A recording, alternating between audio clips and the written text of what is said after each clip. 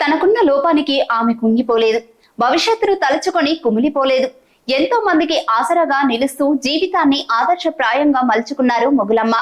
అంగవైకల్యం శరీరానికే గాని సంకల్పానికి కాదు అని తనలాంటి వారందరిలోనూ స్ఫూర్తి నింపాలని భావించింది. తెలంగాణలోని నారాయణపేట జిల్లా కొస్గి మండలం ఈజీపూర్ కు చెందిన రెడ్డిపల్లి రాములమ్మ నరసింహులు దంపతులకు 3 ఆడపిల్లలు, 2 అబ్బాయిలు. వీరిలో రెండో సంతానం మొగులమ్మ. ఎకరంన్నర పొలం సాగు చేసుకుంటూ కూలి పనులకు వెళుతూ నెట్టుకొస్తున్న పేద కుటుంబం వారిది. 7 ఏళ్ల వయసులో మొగులమ్మకు తీవ్ర జ్వరంతో పాటు పోలియో సోకి 2 కాళ్లు చచ్చిపట్టాయి.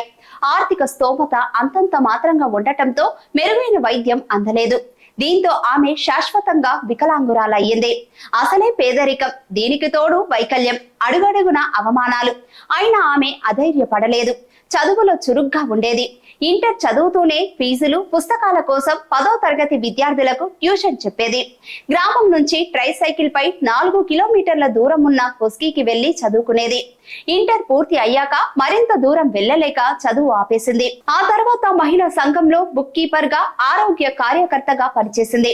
అక్కడే ఆమె జీవితం మలుపు తిరిగింది. చురుగ్గా పనిచేస్తున్న మొగులమ్మను ఓ స్వచ్ఛంద సంస్థ గుర్తించి శిక్షణ అందించింది. కాళ్ళు లేని తనకు కళ్ళు లేని వ్యక్తి శిక్షణ ఇవ్వడం ఆమెలో కొత్త ప్రేరణ కలిగించింది. పలు మండలాల్లో పర్యటిస్తూ దివ్యాంగులను గుర్తించి వారికి అవగాహన కలిగించింది. జీవితంపై కొత్త ఆశలు నింపింది. పలు మండలాల్లో పర్యటిస్తూ తనలాగా వైకల్యం ఉన్న వారిని ఒకతాటిపైకి తీసుకువచ్చి సంఘాలుగా ఏర్పాటు చేయించింది. తల్లిదండ్రులకు అవగాహన కల్పిస్తూ వైకల్యంతో ఉన్నవారికి అవసరమైన శస్త్రచికిత్సలు చేయించడమే కాకుండా ఆసరా పరికరాలు సమకూర్చి వారి కాళ్లపై వారు నిలబడేలా చేస్తోంది. తన సేవలతో స్ఫూర్తి ప్రదాతగా నిలిచింది మొగులమ్మ.